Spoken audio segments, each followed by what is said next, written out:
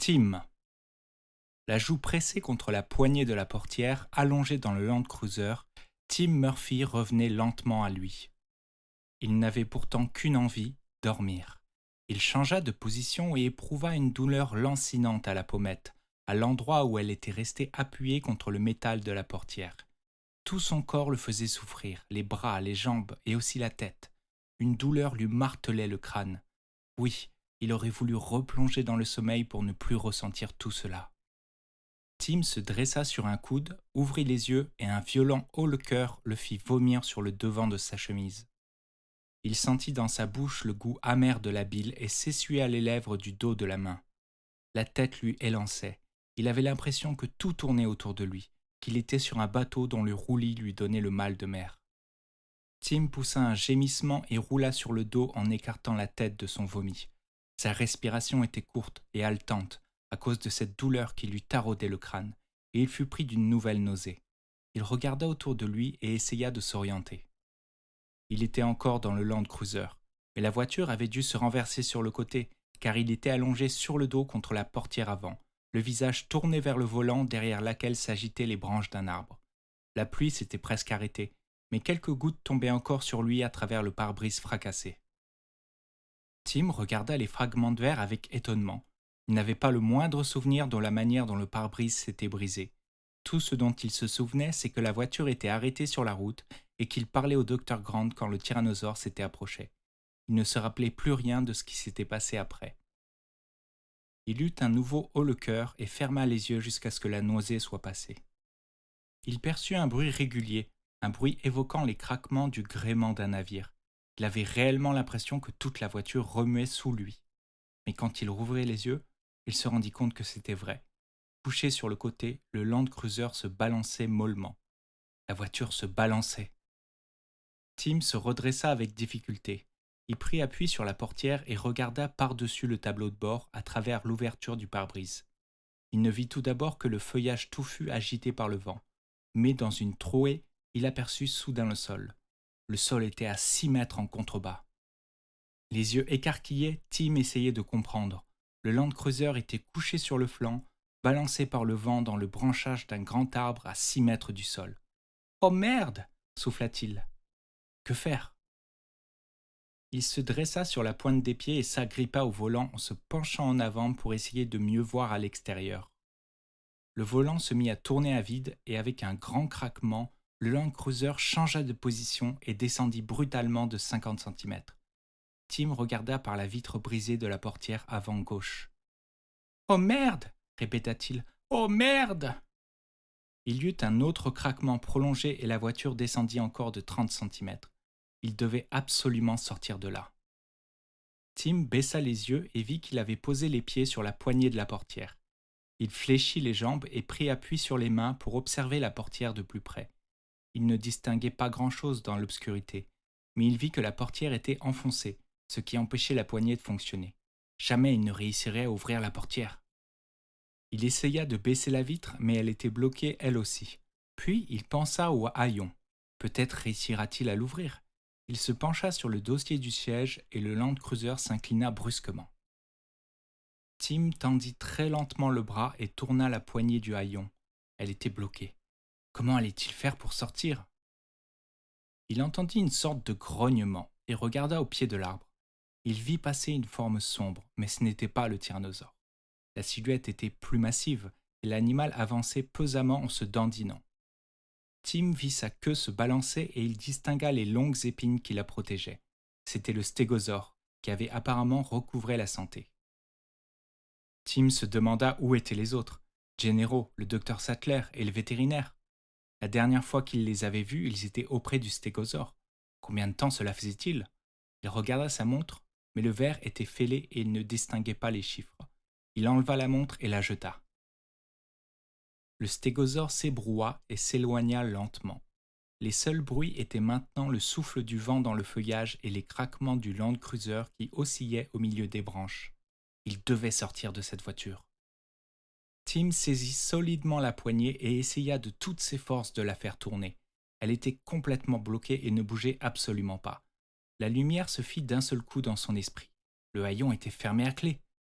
Le garçon souleva le taquet et actionna la poignée. Le panneau s'ouvrit et commença à descendre, puis il s'immobilisa, coincé par une branche.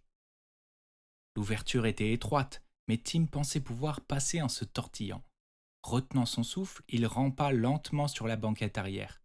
Il entendit quelques craquements, mais le Land Cruiser resta en place.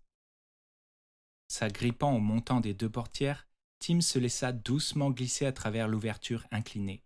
Il se trouva bientôt allongé sur le ventre, les jambes dépassantes de la voiture. Il commença à pédaler dans le vide et ses pieds rencontrèrent quelque chose de solide, une branche, sur laquelle il fit porter tout son poids. La branche fléchit et l'ouverture du haillon s'agrandit.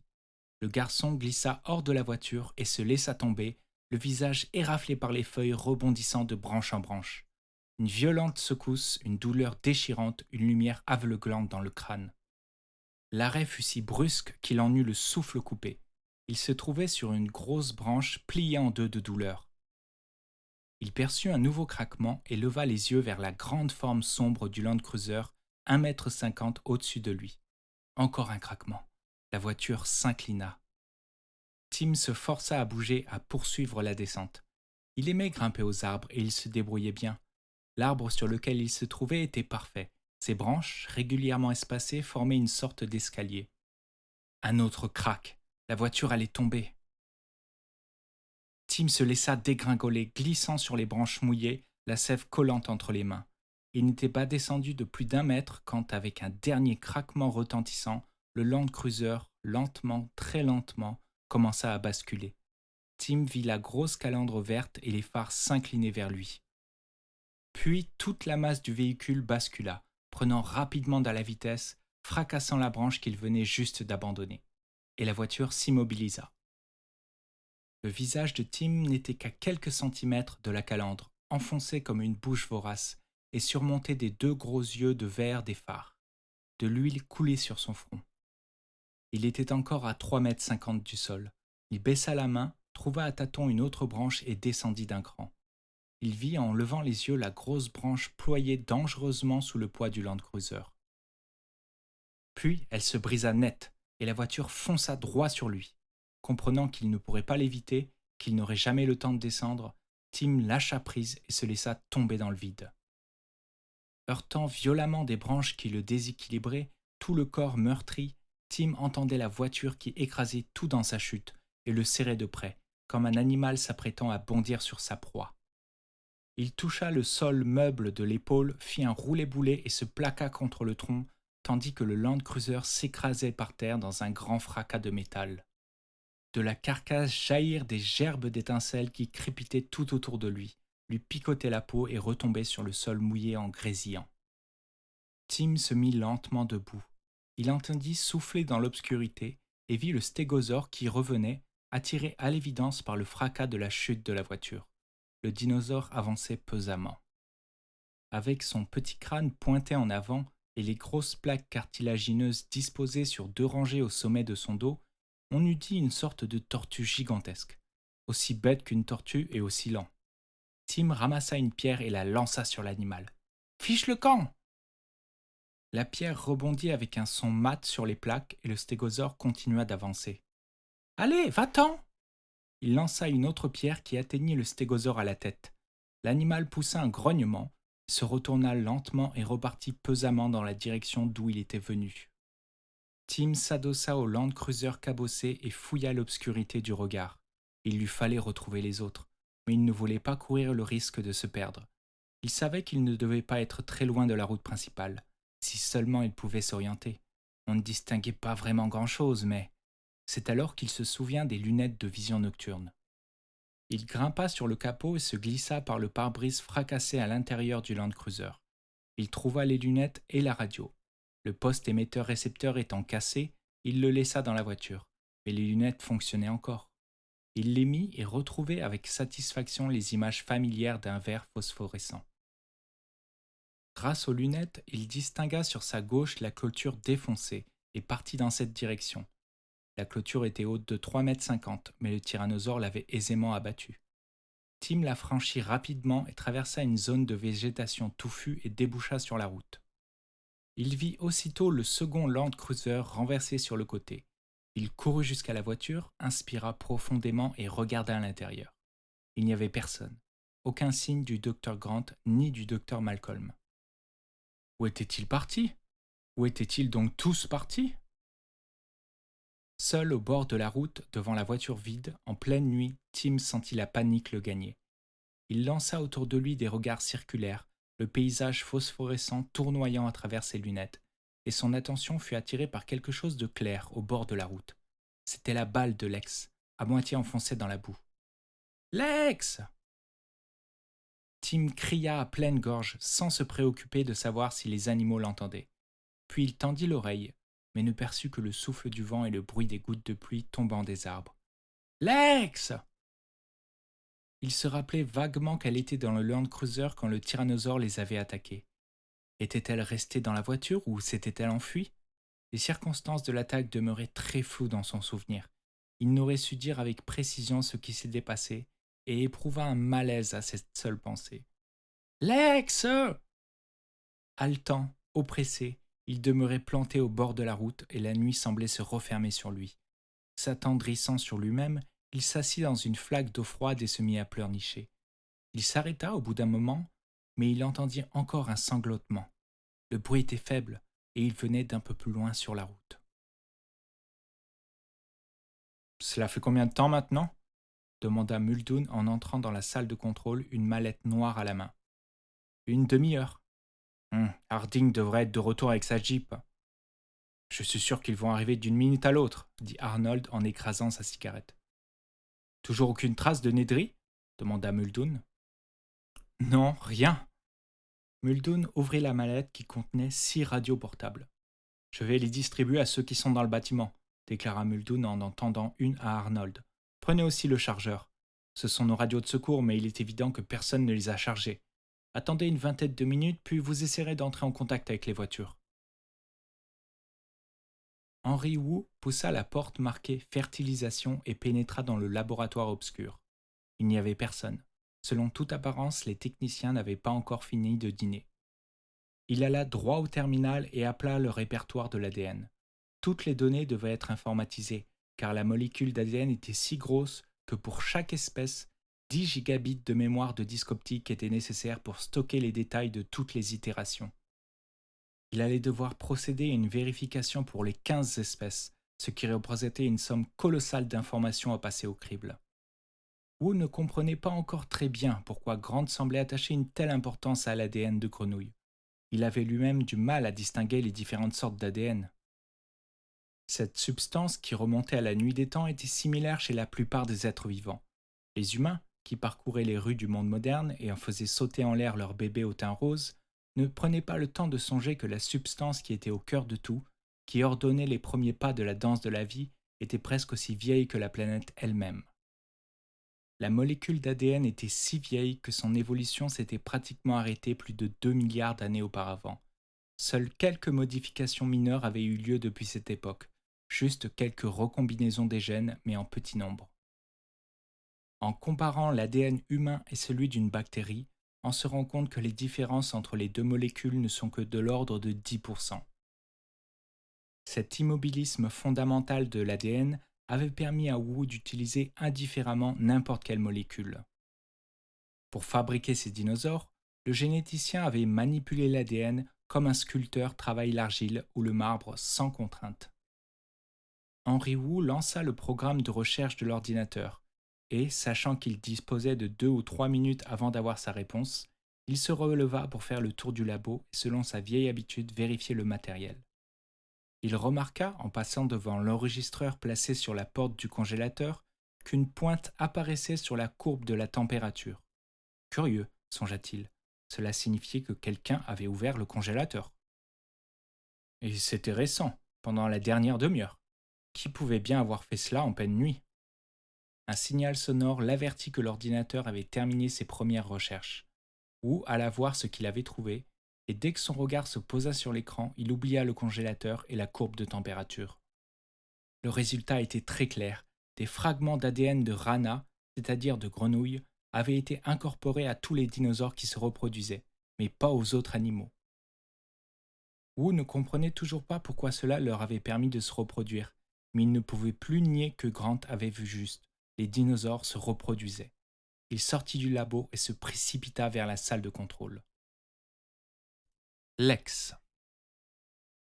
Elle était recroquevillée à l'intérieur d'une grosse conduite de drainage de 1 mètre de diamètre qui courait sous la route. Son gant de baseball dans la bouche, elle se balançait d'avant en arrière en frappant chaque fois la conduite de la tête. Il faisait noir à l'intérieur, mais grâce à ses lunettes, Tim la voyait distinctement. Elle semblait indemne et il sentit un grand soulagement l'envahir. « Lex, c'est moi, c'est Tim !» Elle ne répondit pas et continua à se taper la tête contre la conduite. « Tu peux sortir maintenant !» Elle secoua la tête en signe de refus et il comprit qu'elle était absolument terrifiée. « Si tu sors, Lex, je te prête mes lunettes. » Elle secoua encore la tête. « Regarde ce que j'ai trouvé, » reprit-il en tendant la main vers elle. Elle le regarda d'un air perplexe. Il devait faire trop sombre pour qu'elle voie ce qu'il tenait à la main. « C'est ta balle, Lex. J'ai retrouvé ta balle. »« Mais après ?» Tim décida de changer de tactique. « Tu dois être très mal installé là-dedans, et il doit faire froid. Tu ne veux pas sortir ?» Pour toute réponse, elle recommença à donner des coups de tête dans la conduite. « Pourquoi ne veux-tu pas sortir ? Il y a des animaux. » Tim en fut tout décontenancé. Elle n'avait pas dit animaux depuis des années. « Les animaux sont partis ?» dit-il au bout d'un moment. « Il y en a un gros, un Tyrannosaurus Rex. »« Il est parti. »« Parti où ?»« Je ne sais pas, mais il n'est plus dans les environs, » répondit Tim en espérant qu'il disait vrai. Lex ne bougea pas. Tim entendit encore le bruit de sa tête contre la conduite, puis il s'assit dans l'herbe devant l'ouverture pour qu'elle puisse le voir. Comme le sol était trempé, il releva les genoux contre sa poitrine et attendit. Il n'avait pas la moindre idée de ce qu'il pouvait faire. « Je vais rester là, » dit-il, « et me reposer. »« Est-ce que papa est là ?»« Non, » répondit Tim en sentant toute chose. « Non, Lex, il est à la maison. »« Et maman ?»« Non, Lex. »« Et il y a des adultes avec toi ?»« Pas encore, mais je suis sûr qu'ils ne vont pas tarder. Ils doivent déjà être en route. » Il entendit sa sœur remuer à l'intérieur de la conduite, puis il la vit sortir. Elle tremblait de froid, et une croûte de sang séché lui barrait le front, mais elle semblait indemne. « Où est le docteur Grant ?» demanda-t-elle après avoir lancé un regard circulaire, comme si elle cherchait quelqu'un. « Je ne sais pas. Il était là tout à l'heure. »« C'est vrai ? Quand ?»« Tout à l'heure, » répondit Lex. « Je l'ai vu quand j'étais dans le tuyau. »« Mais où est-il parti ?»« Comment veux-tu que je le sache ?» répondit Lex en fronçant le nez. « Ohé, ohé, docteur Grant, ohé !» Tim était inquiet de tout ce bruit qui pouvait faire revenir le tyrannosaure. Mais au bout de quelques instants, un cri lui répondit. Le cri venait de la droite, dans la direction du Land Cruiser que le garçon avait abandonné quelques minutes plus tôt. Avec ses lunettes, Tim découvrit le docteur Grant qui avançait vers eux et il se sentit soulagé. La chemise du paléontologiste était déchirée à l'épaule, mais pour le reste, il avait l'air en pleine forme. « Dieu soit loué !» s'écria Grant en les voyant. « Je vous cherchais tous les deux !» Ed Régis se releva en frissonnant et nettoya ses mains et son visage couvert de boue. Il venait de passer une demi-heure extrêmement pénible, dissimulé entre de gros rochers à flanc de colline en contrebas de la route. Cette cachette ne valait pas grand-chose, mais il avait cédé à la panique et perdu sa clarté d'esprit.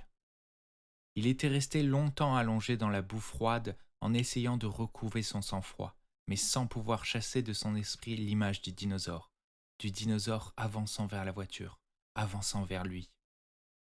Ed Régis ne se souvenait plus très bien de ce qui s'était passé ensuite. Il se rappelait seulement que Lex avait dit quelque chose, mais qu'il ne s'était pas arrêté. Incapable de s'arrêter, il avait continué de courir à toutes jambes. De l'autre côté de la route, il avait perdu l'équilibre et dévalé la pente avant de se retrouver assis par terre au milieu de gros rochers. Sa première pensée avait été de se glisser entre les rochers pour se mettre à l'abri, et c'est ce qu'il avait fait, haletant, terrifié, obsédé par l'idée d'échapper aux dinosaures.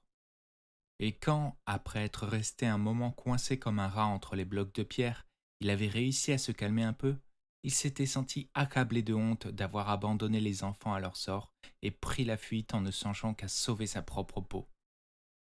Il savait bien qu'il aurait dû remonter vers la route pour essayer de leur venir en aide, lui qui s'était toujours imaginé courageux et serein face au danger. Mais il avait beau tenter de se raisonner, de se convaincre de rebrousser chemin, il en était absolument incapable. Chaque fois, la panique recommençait à monter en lui. Une oppression lui nouait la gorge et il ne parvenait pas à faire un geste. Il se disait que, de toute façon, cela ne servirait à rien et que si les enfants étaient restés sur la route, il n'avait aucune chance de s'en sortir. Comme il ne pouvait rien faire pour eux, autant rester où il était. Personne n'apprendrait jamais ce qui s'était passé. Il ne pouvait rien faire. Il n'aurait pu rien faire. Ed Régis était donc demeuré une demi-heure terré entre les rochers, luttant contre la peur panique qui l'assaillait, évitant soigneusement de se demander si les enfants étaient encore en vie, et de s'interroger sur la réaction de Hammond quand il découvrirait ce qui s'était passé. Ce qui le décida enfin à bouger fut une sensation bizarre qu'il éprouvait dans la bouche. Tout un côté était engourdi et le picotait. Il se demanda s'il n'avait pas heurté dans sa chute. Il porta la main à son visage et sentit la chair gonfler. C'était une drôle de sensation, mais pas douloureuse. Brusquement, il se rendit compte que cette chair gonflée était en réalité une sangsue fixée à ses lèvres qui lui suçait le sang. Elle était presque dans sa bouche. Avec un haut-le-cœur, Régis arracha la sangsue. Il la sentit se décoller de ses lèvres et il sentit le sang chaud couler dans sa bouche. Il cracha et jeta au loin la sangsue avec une grimace de dégoût. Il en vit une autre sur son avant-bras et l'arracha, laissant sur la peau une marque d'un rouge sombre. Il devait être couvert de ces saloperies, depuis qu'il avait roulé au bas de la colline. Ces collines étaient infestées de sangsues, tout comme les crevasses des rochers. Que lui avaient dit les ouvriers?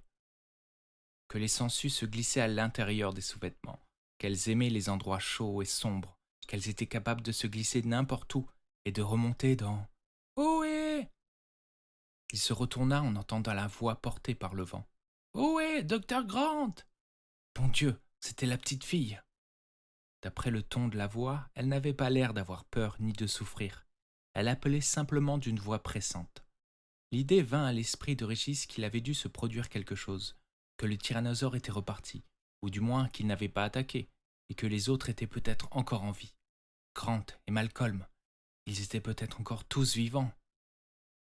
À cette idée, il se ressaisit instantanément, comme on peut dessouler instantanément devant un barrage de police, et il se sentit mieux, car il savait maintenant ce qu'il devait faire. En s'extirpant de sa cachette, il songeait déjà à la suite. Il préparait ce qu'il allait dire, il réfléchissait à la manière dont il allait agir dans cette nouvelle situation. Ed Régis nettoyait ses mains et son visage pour enlever la boue révélant qu'il s'était caché. Non qu'il fût embarrassé de s'être caché, mais il lui fallait prendre les choses en main. Il remonta jusqu'à la route en s'aidant des pieds et des mains, mais en sortant du couvert des arbres, il eut un instant d'hésitation, car il ne voyait plus les voitures. Il se trouvait au pied de la colline et les Land Cruiser auraient dû être au sommet. Il commença à remonter la route en pente. Tout était silencieux et il n'entendit que le clapotement de ses pas dans les flaques boueuses. La petite fille n'appelait plus. Pourquoi avait-elle cessé? Il lui était peut-être arrivé quelque chose. Dans ce cas, il ne fallait pas repartir vers les voitures. Le tyrannosaure était peut-être encore dans les parages. Et pour lui, encore à mi-chemin de la côte, le trajet jusqu'au camp serait d'autant plus court. Et puis tout était si calme là-haut, d'un calme qui faisait froid dans le dos. Ed Régis fit demi-tour et repartit dans la direction du camp. Alan Grant fit courir ses mains le long des petits membres et palpa rapidement les bras et les jambes. Elle ne semblait rien avoir de cassé. Aussi étonnant que ce fût, elle n'avait que cette coupure au front. « Je vous l'avais bien dit que je n'avais rien. »« Oui, Lex, mais je voulais en être sûr. » Tim n'avait pas eu d'autant de chance. Il avait le nez gonflé et si douloureux que Grant soupçonnait qu'il était cassé. L'épaule droite du garçon était tuméfiée, mais il ne semblait rien avoir aux jambes. Les deux enfants pouvaient marcher et c'était l'important. Grant, quant à lui, ne souffrait que d'une écorchure à la poitrine causée par la griffe du tyrannosaure. Il avait une sensation de brûlure à chaque inspiration, mais la griffure semblait superficielle et elle ne le gênait pas dans ses mouvements. Grant se demandait s'il n'avait pas perdu connaissance, car il n'avait que des souvenirs très flous des événements ayant directement précédé le moment où il s'était retrouvé sur son séant au pied d'un arbre à 10 mètres du Land Cruiser.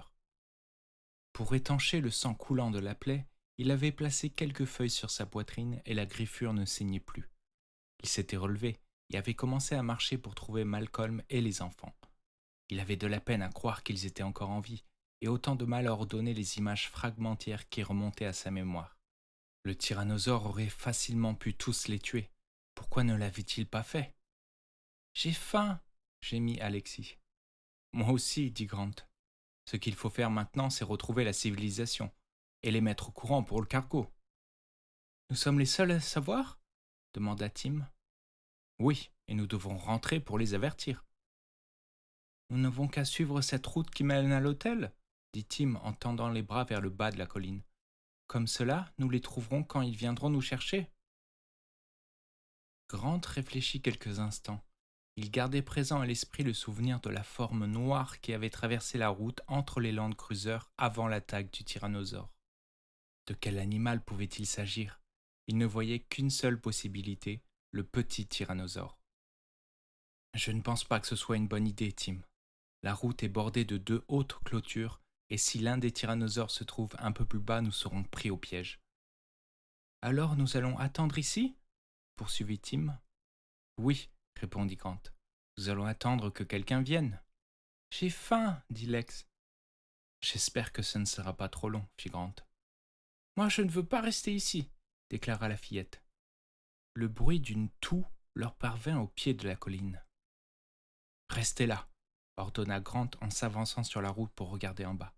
« Reste là, lança Tim à sa sœur en s'éloignant au pas de course dans la même direction. « Ne me laissez pas ici !» s'écria Alex en suivant son frère. « Ne me laissez pas ici toute seule !» Grant la fit taire en plaquant une main sur sa bouche.